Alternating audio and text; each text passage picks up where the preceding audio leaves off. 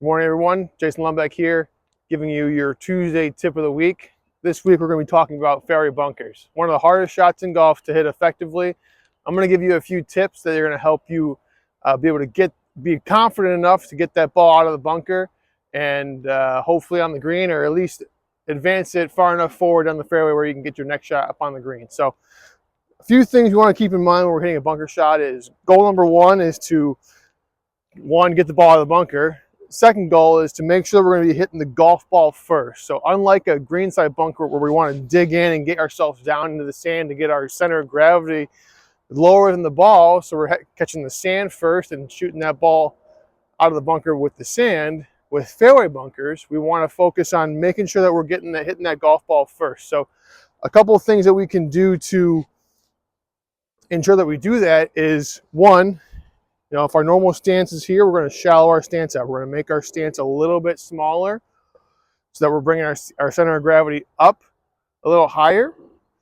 That'll help us hit the golf ball first. Another thing we're going to do is maybe stand a little taller as well. So we want to make sure that we're staying really tall through the shot so that we're not trying to get down after the golf ball.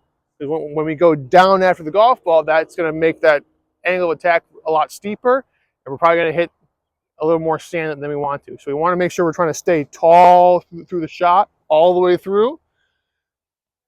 In addition to having our stance a little bit more narrow, and we're not going to be digging in quite as much in the fairway bunker. We may dig in a little bit just so we have a little more grip when we're making the swing, but we're not going to dig in a lot like we are with a greenside bunker. So we're going to make sure we're nice and tall through the shot, more narrow stance, and make sure we're continuing our speed through the shot. We don't want to be timid. We want to make sure we're still making a normal pass through this golf ball here, all right? So let's see how we go.